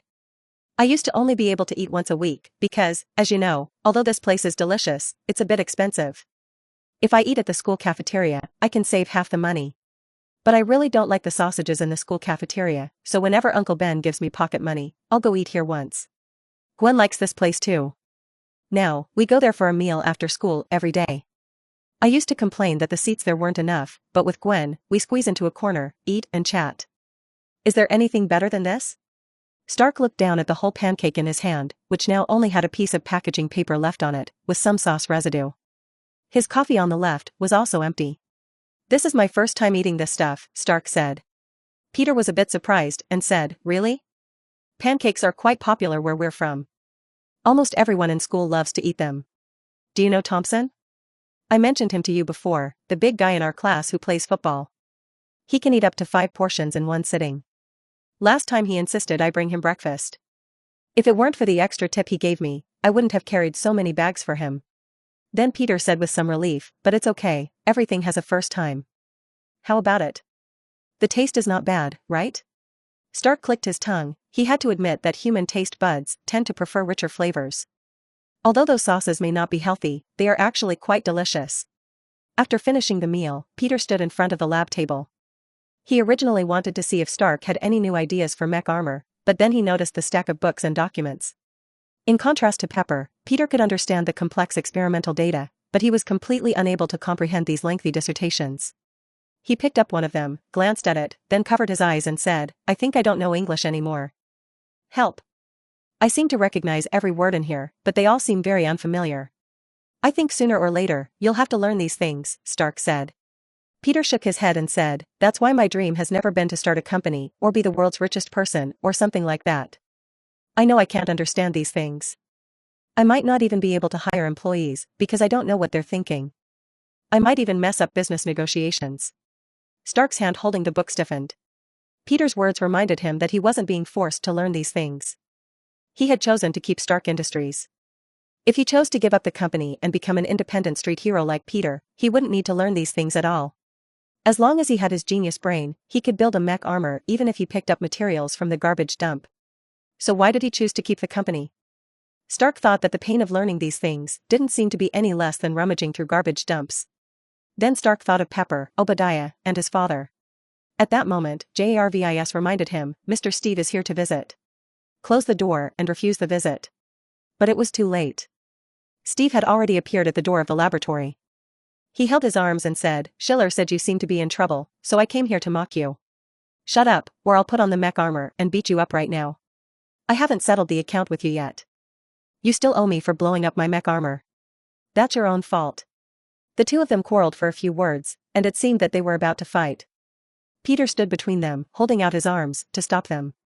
Steve said, "Originally, I still had some clues about your father's legacy, but it seems that you don't want to hear it now."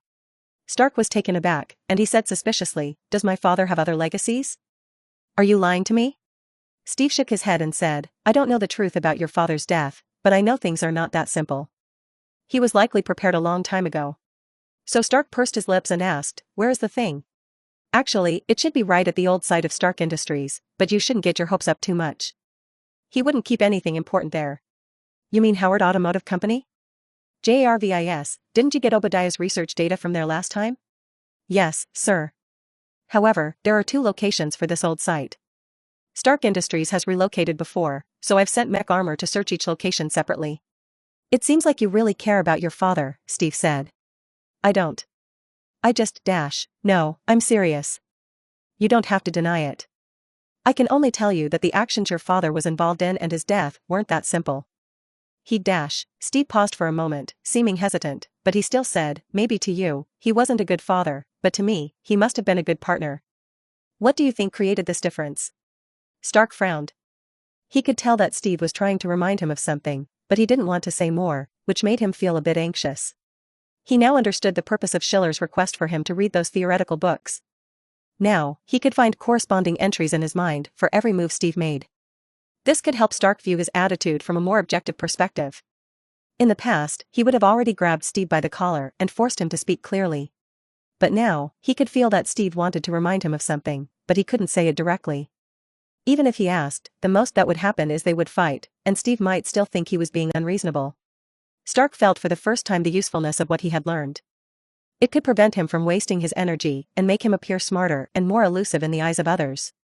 Steve saw that Stark didn't react much and was just thinking in place, which surprised him.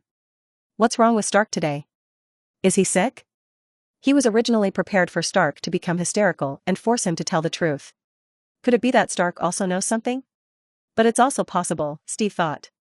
The Stark family are all extremely intelligent people, and perhaps Tony Stark Jr. just didn't like him before, but he should still be dependable when it comes to serious matters. Peter couldn't quite understand the subtle atmosphere between the adults, so he had to ask, "Captain, do you want a cup of coffee?" "No, I just came to deliver a message. I haven't gone for my morning run yet." "Oh, right." Peter took out a lunchbox from his backpack and said, "This is a lunchbox I took from Dr. Schiller a few days ago. Captain, if you pass by the clinic, please return it to him. Oh, and there are 2 portions of pancakes inside, one for each of you. The sauces are in the compartments on the side." Steve opened the lid and glanced inside, saying, "Just give them all to Schiller. I can't eat things with too much sauce. In fact, I don't understand why you guys love Mexican food so much, the taste is too strong." "Alright, then let's give them all to the doctor. See you later." After Steve left, the mech armor quickly flew in through the window. One of the mech armors was holding a slightly worn-out leather bag in its hand. Stark didn't care about the dust on it as he flipped through it, only to find that there was only one worn-out notebook inside. Stark opened the notebook and saw that half of it seemed to have been soaked in alcohol. After opening it, he didn't find any useful information. There were indeed Howard's handwriting on it, but most of it was nonsensical ramblings he wrote when he was drunk, with random scribbles and messy letters that couldn't make sense of anything. Stark put down the notebook, feeling somewhat disappointed but also relieved. His father shouldn't be seen as a savior at this moment. Howard was not someone he should think of when he was feeling sad and down. Genius, Stark thought, there can only be one genius Stark in this world, and that is him, Tony Stark. Episode 100, Genius Starts Again, 3, Wait. You planned to make me use this method all along? Then why did you make me read so many books? Schiller was pressing a pair of headphones into Stark's ears, while Stark dodged and protested, "This is cheating, isn't it? Damn it. Don't do this. My ears. I have already learned those things, I don't need." "Do you really think you can learn everything I learned from college to doctorate in just a few nights? You planned to be my offsite instructor all along. You liar. You told me if I couldn't learn these things, the Stark group would be done for. That was just a macro view, and I am not wrong. You will have to learn these things someday. So why not yesterday?" Schiller said. Ignoring Stark's dodges, Schiller pressed the headphones into one of Stark's ears and said, "Don't make a fuss, I am just an offsite translator. It's common, right?" Steve chimed in, "Actually, politicians do this when they discuss matters too. They have their staff team behind them, including during important interviews. Of course, in my time, these devices were much more expensive and rare. Only a few important people had them." Stark felt like he was being bitten by fleas, desperately trying to remove the headphones from his ear. "Damn it. Why did you create such a desperate atmosphere earlier? And why did you give me so many books? I stayed up all night to memorize them all. That's exactly why I did it. If I didn't, you would never have looked at them." Schiller replied. "Okay, forget about that. But are you sure this will work?" Stark asked. "Damn it, I should have thought of this earlier. You vampire doctor. If I knew earlier, I wouldn't have used your outdated headphones. I would have created a more advanced, comprehensive monitoring system." Stark slapped his forehead with regret. "Why didn't I think of this earlier? I could have let you do it for me. I could have just been a repeater in the conference room. Even if I didn't know, as long as you knew, it would be fine, right?" Stark was really angry, but not at Schiller. He was angry at himself for not thinking of this earlier. Of course, it was also Schiller's fault. When Stark came to him seeking a solution, he was very anxious. Schiller used a very serious tone and rhetoric to trap Stark in a mental loop, making him feel abnormal for not knowing these things. If only Stark had taken care of his mundane affairs, he would have known that there was an entire think tank behind Obadiah. The entire Stark industry could not have been decided by just one person's brain. Stark was a billionaire, so he didn't need to worry about not knowing these things. As long as he had money, there were plenty of people who knew how to do them. If he had spent the whole day hiring staff, he would have already formed a dream team. But Schiller's manipulation made him feel that he was paying the price for his past recklessness. He never considered his financial ability and genius scientific research ability. Not to mention, even if he wrote an AI emotion analysis system, it would probably be much faster than him memorizing a book. Is this psychology? You fraud.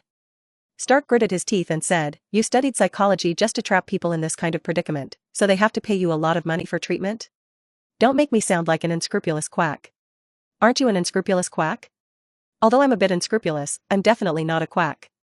Mr. Stark, the car has arrived, Jarvis reminded him. The meeting will officially start at 10:30, and you are expected to arrive at 10:20. Okay, let's go. Stark still seemed a bit nervous. This is all we can do. Schiller patted him on the shoulder and said, don't worry, after you get there, you will find that you are not alone. Stark got into the car and arrived at the negotiation conference room in no time. He was a bit late, and most of the people here had already taken their seats. Stark glanced around and found that almost everyone was wearing headphones, and some were blatantly video calling on their computers. The other end of the computer was a large group of people sitting in front of another small conference room. Stark said to Jarvis, deduct Schiller's consultation fee, all of it. Don't let me see his name on the year-end financial report. This damn bastard played me. Jarvis said, the headphones have been connected for 13 minutes. Schiller's voice rang in Stark's ear, it's okay, you can of course deduct the consultation fee before, but this kind of political consulting service also needs to be paid for. The price is $200,000 per minute. Shit, you vampire doctor. If you don't agree, I'll hang up immediately. Don't.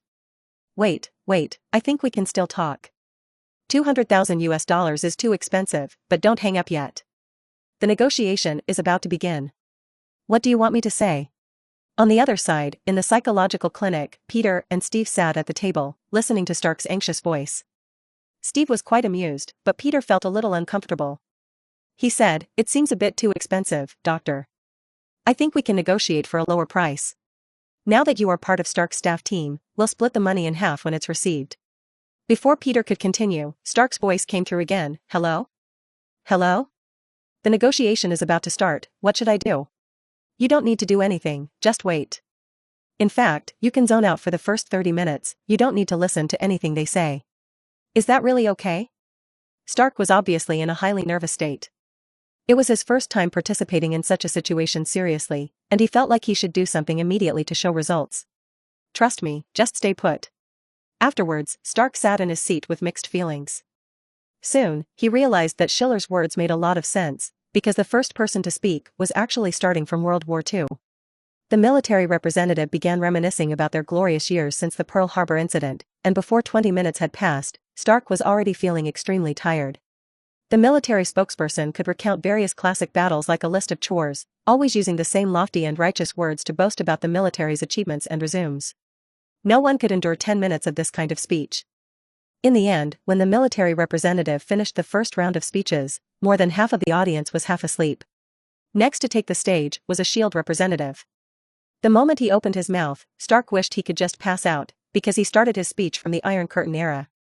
The SHIELD agent was slightly better than the military representative in terms of knowledge of intelligence warfare and special operations organization history. But Stark thought to himself, he was here to participate in negotiations, not to learn modern history. After about 40 minutes, it was Stark's turn to speak. Schiller said, open the first draft and read it as is. When Stark opened the draft, his eyes went dark because it started from the Industrial Revolution. XD, he read the entire thing for 20 minutes before stumbling through to the end. After finishing, he put on his headphones and said, oh my god, this is the first time I've fully understood the history of Stark Industries' development. What made Stark feel even more desperate was that it wasn't over yet. Immediately after, the military started talking about the methods of future army organization, the development direction of future weapons systems, and the possibility of a Third World War. They rambled on for another 20 minutes. When SHIELD's agent took the stage, it was the same. He talked about the importance of the agent organization's independence from the surveillance system, the development of future individual combat and intelligence information warfare, and the establishment path of a global intelligence system. Stark whispered into his headphones, I'm going to ask for half the consultation fee for this part. It's completely meaningless and nothing like what I was expecting. What were you expecting? Schiller's voice came through the headphones. To start plotting all sorts of conspiracies in a dark room? You need to know the most important thing. Actually, this negotiation is just going through the motions, Schiller said. Everyone knows what cards the other side has, and everyone also knows what cards they have. The result of this negotiation was predetermined from the beginning. Even if you act like a weirdo like before, don't listen to anything, it won't change the outcome.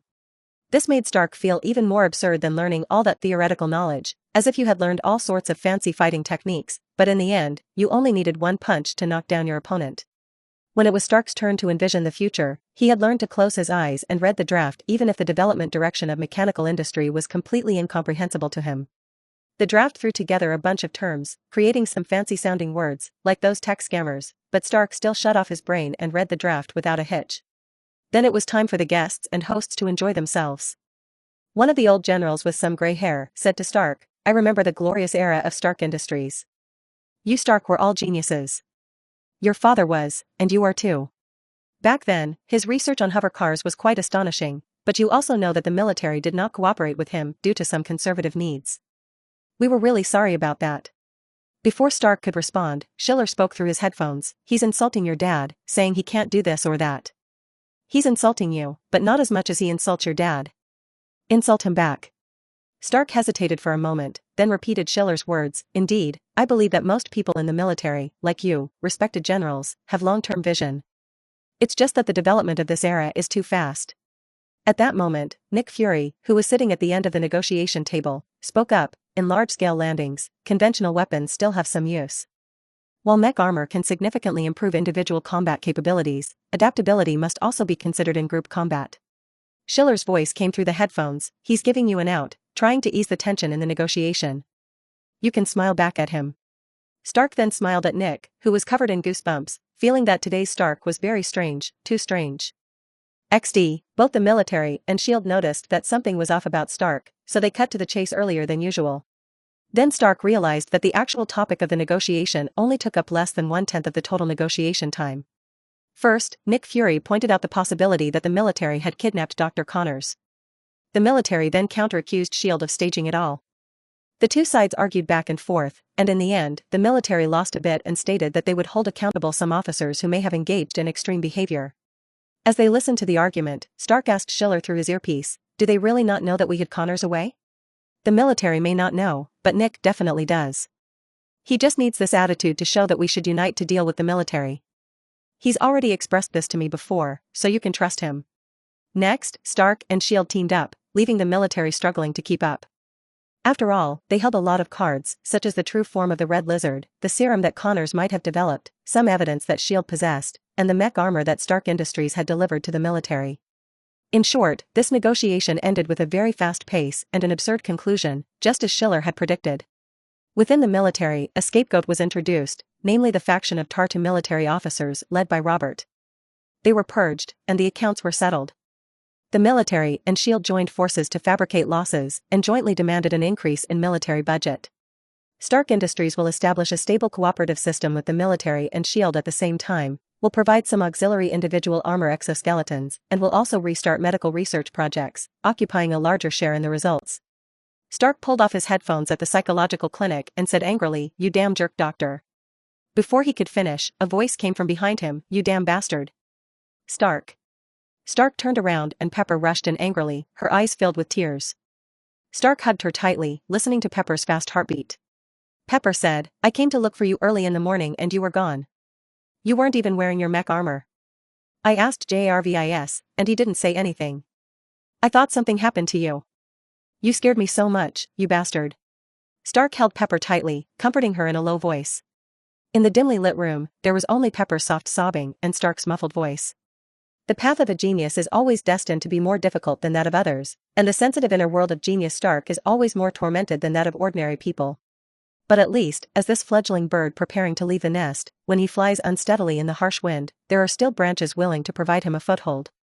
He saw Peter waving and smiling at him from behind the entranceway, as well as Schiller and Steve standing there. He noticed that the TV in the clinic's living room suddenly flickered, and a smiley face made of symbols appeared on the screen. He thought to himself, "Stark, you really are a genius. Not only the smartest genius in the world, but also the luckiest genius in the world."